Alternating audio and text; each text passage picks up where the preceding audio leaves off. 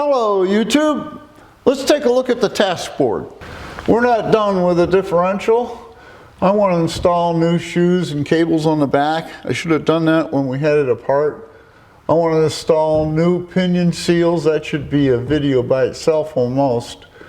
I want to refinish the brake lines. I don't want to buy new ones. I want to use the originals. I'll refinish them and put them back on. Then we'll install the gaskets on the pumpkins and we'll fill the differentials with oil. These are the rear brake lines and they're actually in pretty good shape. All the nuts turn. Rather than buy new ones, I'm going to do the survivor route and I'm going to clean these up and reuse them.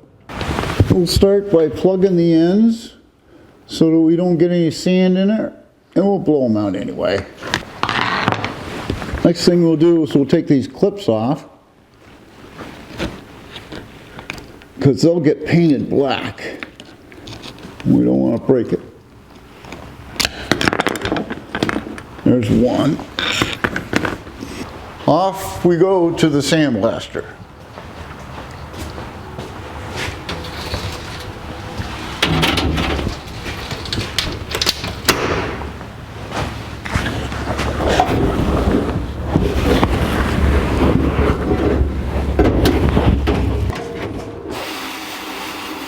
With the brake lines sandblasted and the nuts on the ends turning nicely, we have several options. And one option is to paint them. We could leave them alone, or we could powder coat. Powder coat has some disadvantages when you powder coat brake lines. The heat tends to deform the lines a little bit. You have to bend them back into shape. But I really want to use these original lines. So I'm going to take the time and the risk on the short lines to powder coat, and on the long lines I'm going to have to paint. This tape is good for 400 degrees, and that's what we're going to powder coat at, and it will protect the ends here so that when we take it out they still will turn. We'll put some flat silver powder on these lines. I'm going to have to paint the other one, so we got to match it. And I do have a matching paint for this powder.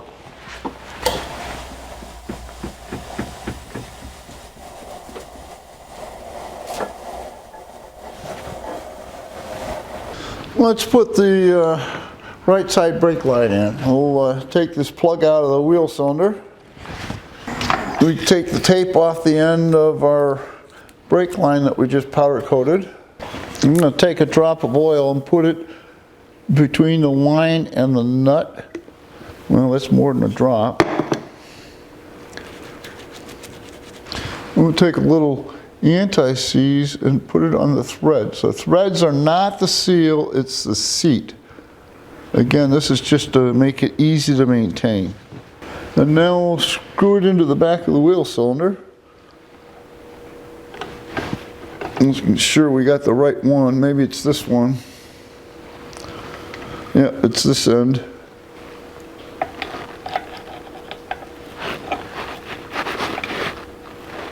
So I have the line snug but not tight. And now we'll put the block on. It goes like this. And this bolt that's in the top of the axle goes back into the top of the axle, holding the block in place. I don't know why they have such a big hole in the block. And we'll install the driver's side line, having treated the ends of the lines the same way as we did the passenger side. Now we're to the junction block, and we can see that the line is a little distorted. It happens from the heat when you powder coat. But I think we can just ease it into the hole there and try to turn it. We'll put this clamp on.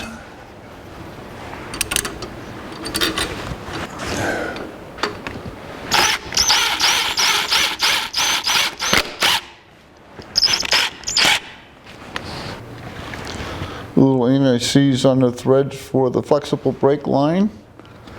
Being careful not to put it on the flare, and screw it into the junction block. And yes, this is not a stock line, but I'm going to have a 2-inch lift, so I do need the longer line. We'll tighten up all our brake lines.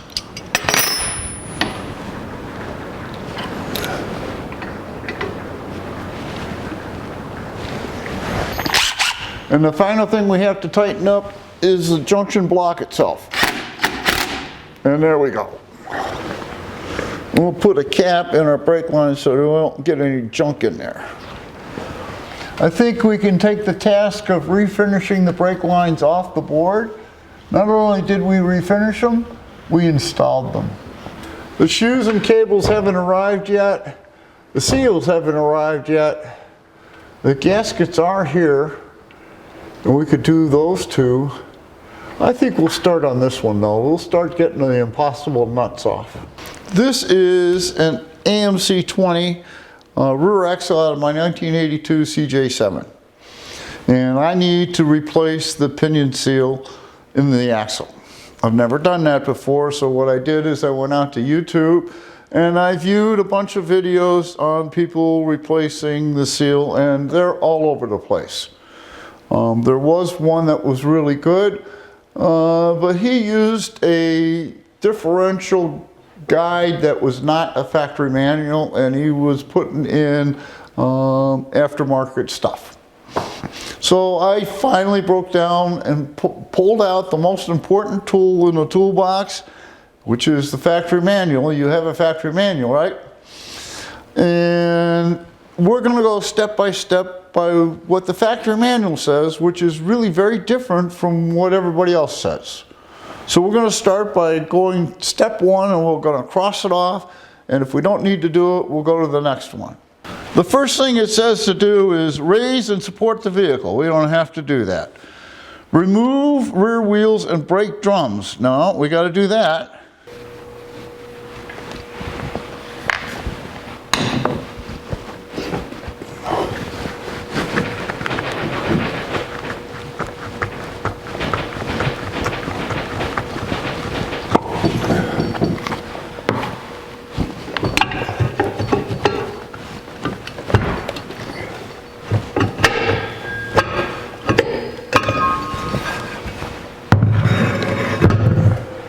Number 3, mark propeller shaft and the rear axle yokes for reassembly reference. Well, we don't have a propeller shaft or a drive shaft, as most of us call it, so we don't need to do that.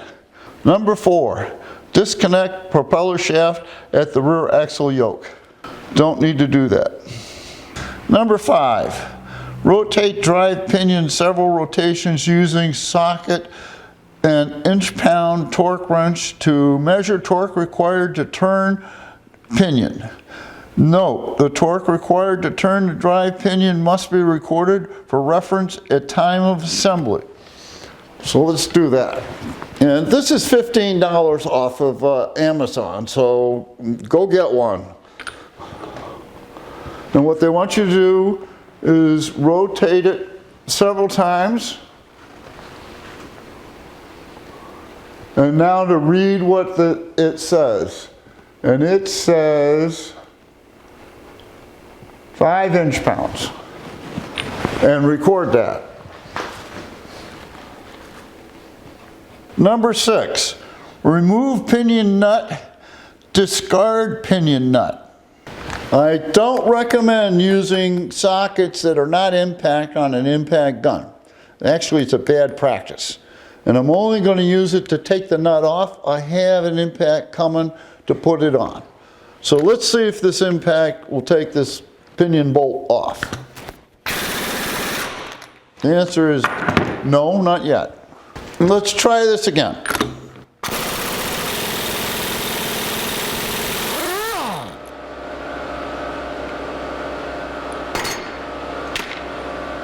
Number 7, mark the yoke and pinion for alignment reference at time of assembly.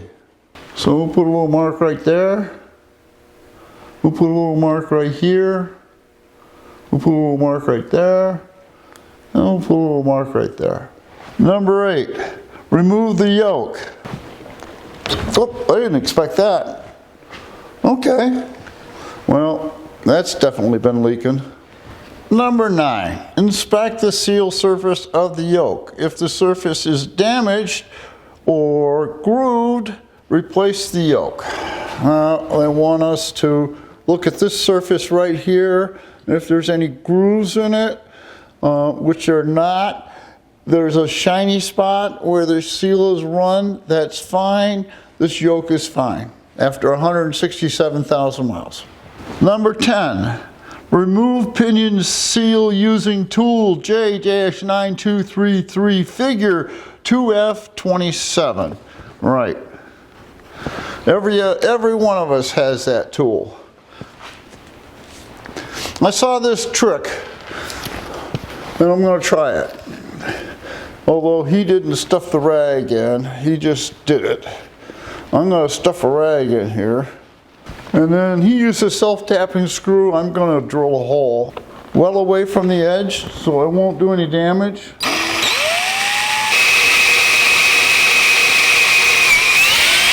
There we go. And now what he did is he took a screw and screwed it in.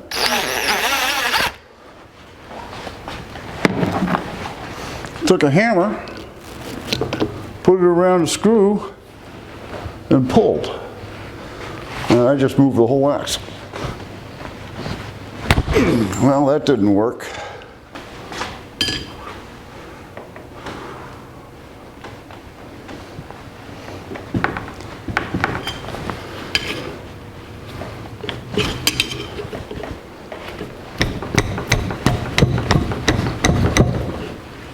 So I tried everything and then went back to the chisel and I carefully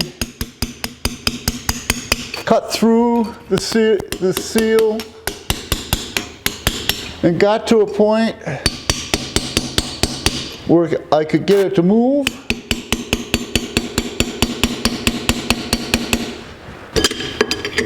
And pry a little bit, and there we go. And there's the spring from the seal. Number 11, before installing replacement seal, coat the seal lip with rear axle lubricant. Number 12, install the seal using tool such and such. So we'll put some gear oil on the seal. It doesn't say to do this, but I've always done this, and it's a pretty common practice, I guess. Put a little sealant on the outside edge of the seal where it goes into the housing. Being careful not to get any on the seal itself. This is the tool that I have.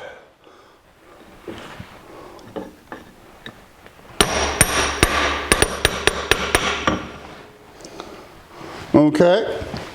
13, install yoke on pinion. Note alignment marks. I'm going to put a little oil, it doesn't say to do it, but I'm going to put a little oil on the machine surface where the seal goes.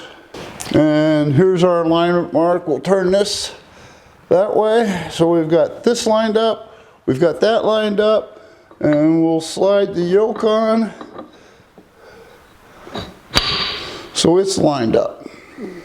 So we have the mark on the pinion, the mark on the yoke, and the mark on the housing. Number 14, install replacement pinion nut. Tighten nut using tools, blah, blah, blah, to remove pinion bearing end play only. Do not over tighten nut. So here's our new nut. We have to remove this end play. So we want to tighten this nut until this end play is gone, and then we're going to start measuring the inch pounds. So here we go.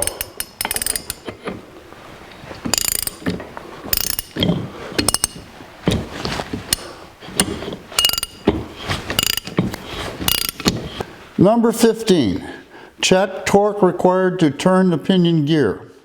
Pinion gear must be turned several revolutions to obtain accurate torque reading. Refer to the torque reading recorded during disassembly and add 5 inch-pounds. More torque to this amount for correct preload torque. Okay, so what we had 5 inch-pounds, and they want us to add another 5, so they want 10 inch-pounds to rotate that differential. So we'll rotate it several times. We'll take a reading, and we're at 5 right now. So they want 10, we got to tighten it just a little more. We're at 8, and we want to go just a little bit more. So here we go. All right, you can get really impatient here. We've done this about 30 times now. It's slowly creeping up. I don't want to go over. We're going to do just a little bit again here, and I think we'll be there.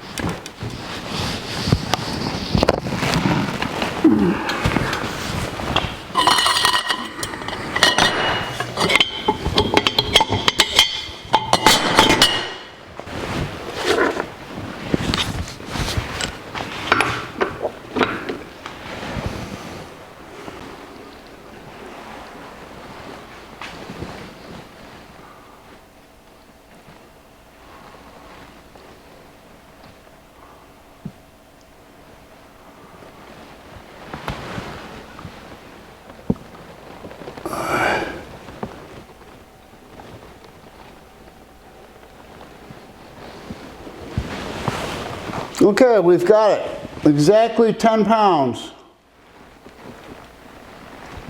There we go, 10 pounds on the nose. We'll take this last incorrect bolt out. Somebody put a hex head bolt in there. I do have the correct bolt, and we'll put it back. And we'll take the cover off, and then we'll spray some scrape clean on a cloth so we don't ruin our paint, and we clean up the surface here, get rid of any oil. And we'll clean the cover the same way. At the same time, we're checking to make sure that it's not bent, that somebody hasn't over tightened it, and that the bolt holes are actually protruding, because that'll keep it from sealing really well. We'll put some goo on it. Not a lot, I don't want it squeezing out into the differential. Kind of work it in, and I'll do the other side. We'll set it in place.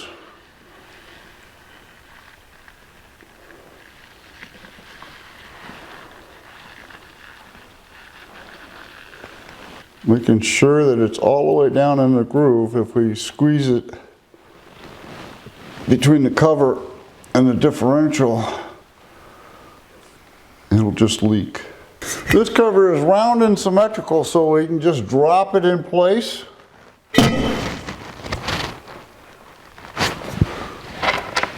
Start putting bolts in. We'll snug these up, but we won't tighten them up. We'll let the sealer sit overnight. We'll just bring it up to the contact. Okay, we don't want to go too tight and squeeze that gasket out. We'll let it sit like that and tighten it up in the morning. And they say the torque spec is 20 foot-pounds.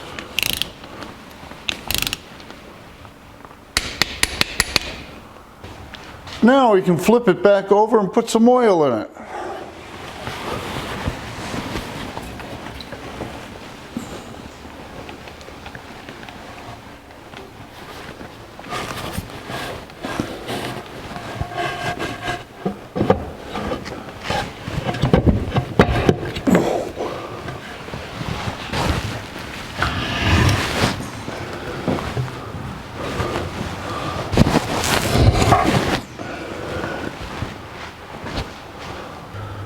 I've pulled the plug and we're adding oil to the differential.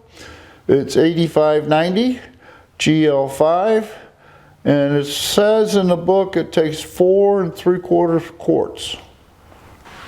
Okay, it looks like we're full, and it didn't take the 4 3/4 quarts that the manual said. I only put 2 3/4 quarts in there, and it's overflowing out the overflow now. So that's as much as supposed to go in there. We'll just let it drip out until it's level, and we'll put the plug in. It stopped dripping, and we're going to put a little thread sealant on the plug here, and we'll stick it in the hole.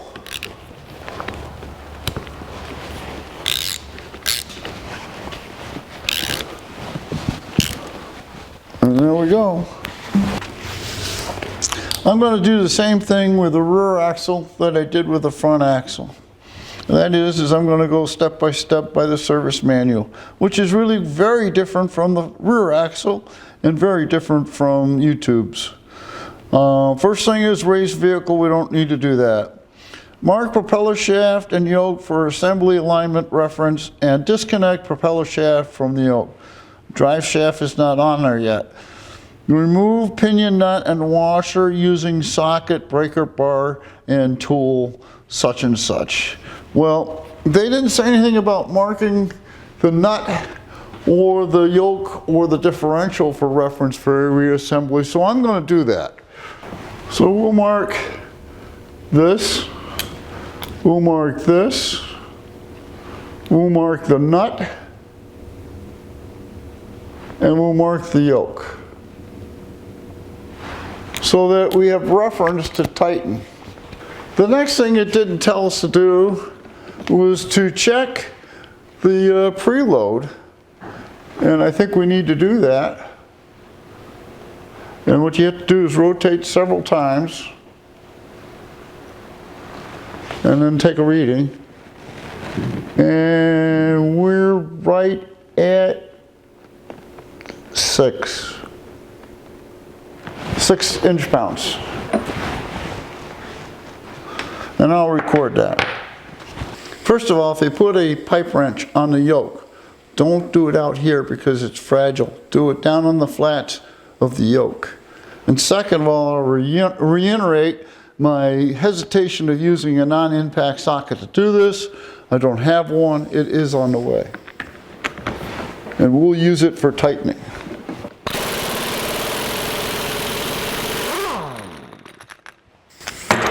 And the socket's off. Let's see if the yoke is going to be friendly and come off. There we go.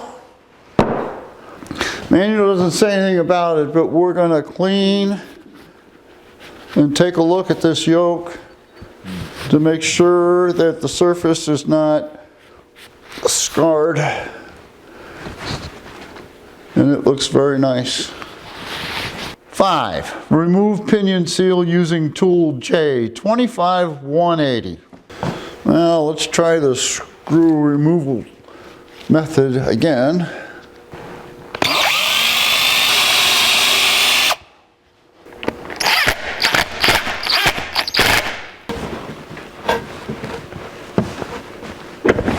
Hey, it came out. Oh, but it's damaged. Don't do that screw thing. I think I'm lucky. I think it's just an oil protection thing. Pinion slinger. Yep. Estimated Saturday. Like so many things on YouTube, using a drill to put a screw in the seal is not a good idea. This is the oil slinger that was in the differential, and when I drilled right through it. I have a new part coming. Didn't hit the bearing, but I did get the oil slinger. That's not a good method. Installation. Number 1, install replacement seal using tool J25104. They go right on to install yoke. They skipped a whole bunch of steps, I think. We're going to put some oil on the seal here.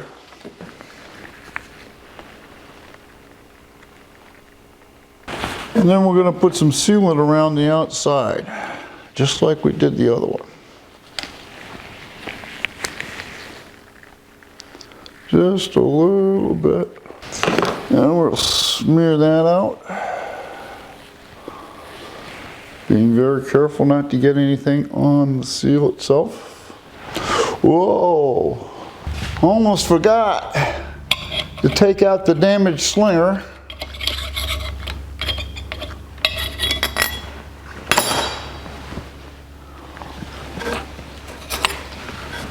And put the new one in.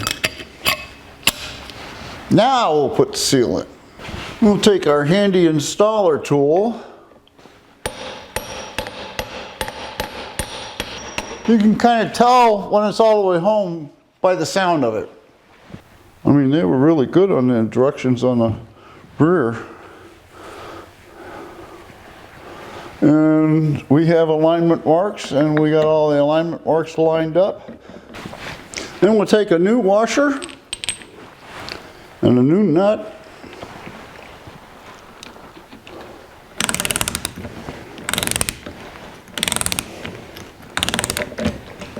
Number 3, install pinion washer nut, tighten nut to 210 foot-pounds torque.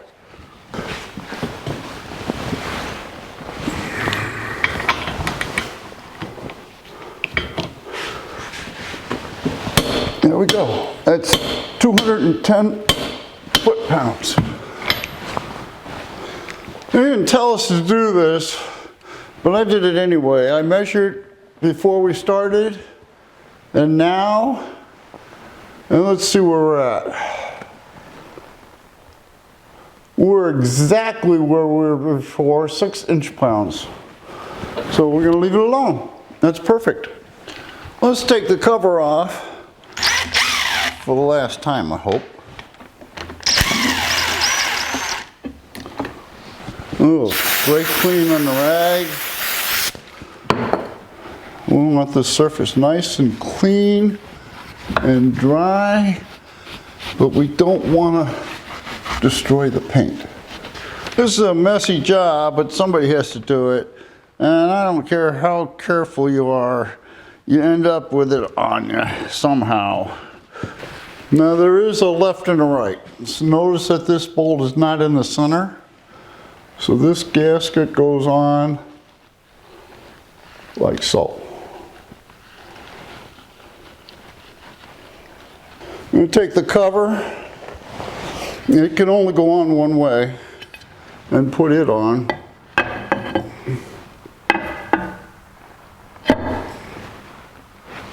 We'll snug up the bolts, but we won't make them real tight, and we'll let the sealant sit overnight, and then we'll come back and tighten them tight. This cover gets torqued to 20 foot-pounds, just like the rear one did. With the cover bolts tight, we can put some oil in here. And they want 85/90, and they say 2.5 quarts. There we go. We've reached it, and we emptied 1 quart in there. I don't understand, the capacities are way off. But that's definitely full. We'll let that run out, and then we'll put this plug in. We'll put a little thread sealant on the plug. And I believe we're done. All right, we can take that off, and we'll move on to the brakes. To install the new shoes that I should have put in when we assembled the axle. I don't know why I did, I was just being cheap, I think. We need to remove what we got. Now the hardware is all new hardware, so we're going to save the hardware. But we're going to disassemble it and get ready for the new shoes. And at the same time, we're going to take the parking brake cable out. This cable has a ding in it, and I think that's what's giving me the resistance. I've tried oiling it, and it just won't free up. So there's a little dent right here, and I think that that's what our problem is. So we're going to replace that too. So we'll start by taking our retaining springs off.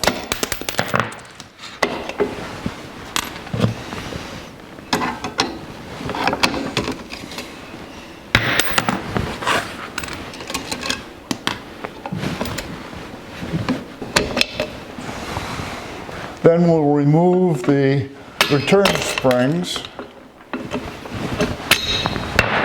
and it'll pretty much fall apart. Except for the back one, because of the emergency brake.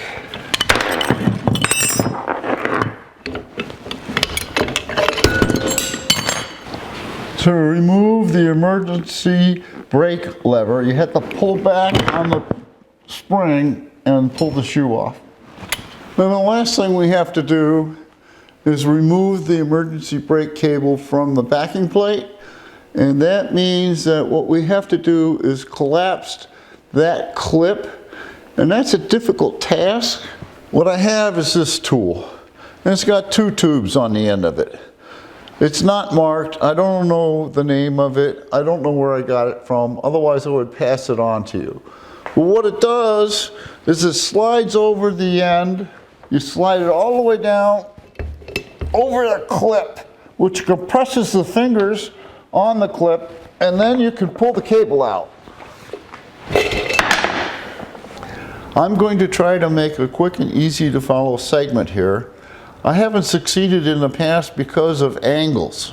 I'm going to try to get good angles and make it fairly short. Next thing we want to do is prepare the backing plate. On the backing plate, there are pads where the shoe sits. And after a while, it wears a groove in that pad. So we want to smooth that out if we can.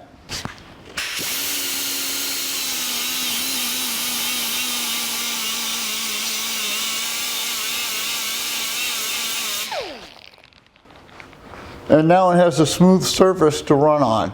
There are 6 pads on the backing plate that you need to do that to. With the 6 contact points smoothed out, we'll put a lanises on those contact points. You could use grease. And the first thing we want to do is put our emergency brake cable in, and we just insert it into the hole and push, and it clicks into place. I have all the brake hardware inside of the drum. We have the old primary shoe with the emergency brake lever on it, and we have the new set of shoes. We want to put the primary or the bigger shoe in the rear, and the way you can tell that is by the length of the shoe material itself. If you see, it goes all the way to the top on the primary shoe, and it does not on the secondary shoe. First thing we have to do is transfer the emergency brake lever from the old shoe to the new shoe. We unbend the horseshoe clamp and put the emergency brake lever through this hole and put that horseshoe clamp back on. So we take the clamp off, drop the adjuster cable out, put a little dab of grease on the pivot point, insert the pivot point of the emergency brake lever into the hole on the rear shoe, which is the primary shoe. Take the horseshoe clamp and slide it into the groove on the emergency lever pivot and squeeze it down. And squeeze it down. And now we have the emergency brake lever attached to the primary shoe. So we take the shoe that we have the emergency brake lever on, and what we have to do is insert it into the emergency brake cable like so and put the spring down. But it's not going to stay there unless we put tension on it. So what I do is on the far end of the cable, I pull it out to put tension on that spring to keep the shoe in place, and gently put a vice grip there to hold the cable in place. Now the shoe won't come off the emergency brake lever. This is a retaining pin, they call it a nail. And we'll stick it in the back of the drum where it goes, like so. We'll take the shoe and put the shoe up over the hole.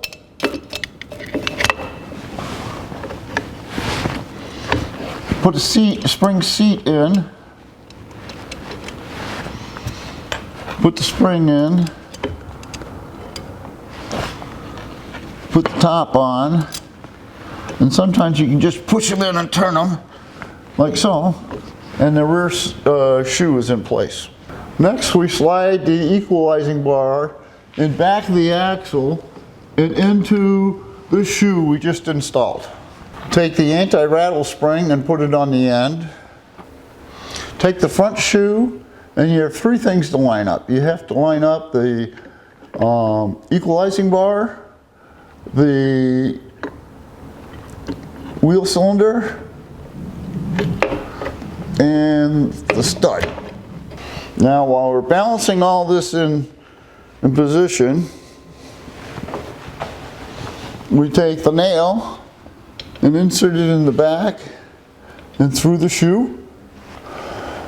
Put the seat on, put the spring on, and put the top on.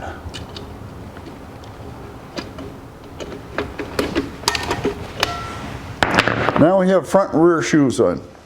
With all three things in place, the equalizing bar, the wheel cylinder, and the stud, we can put on the shoe retainer plate, the self-adjuster cable.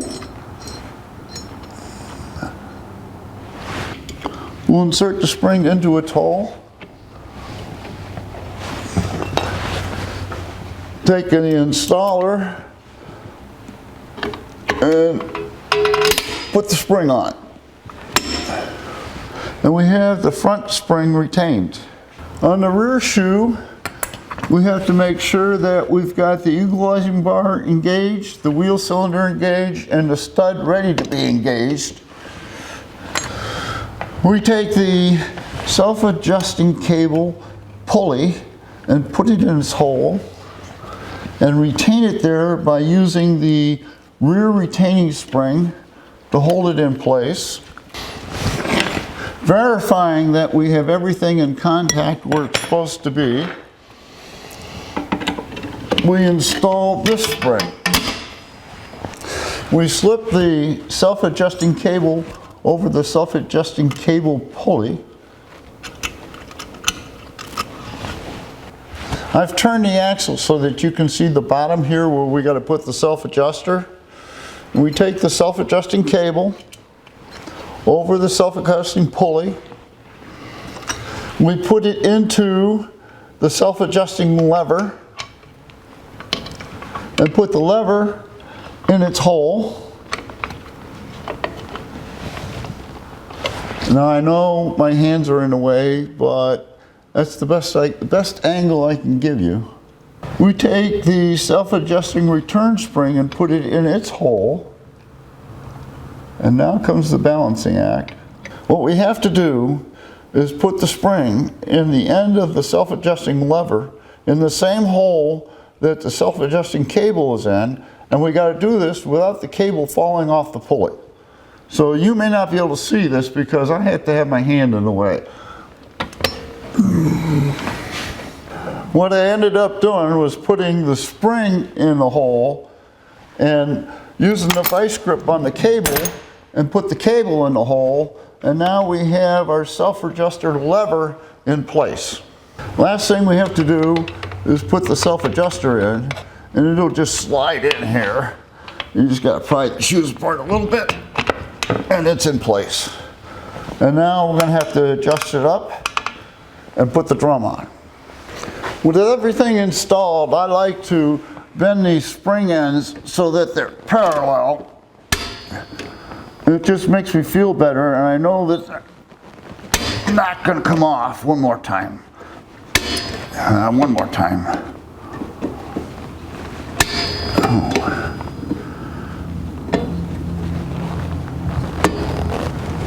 like that. Final step is to adjust the rear brakes. Low brake pedal is generally caused by poorly adjusted rear brakes. That's not too bad right there. We'll try a little more.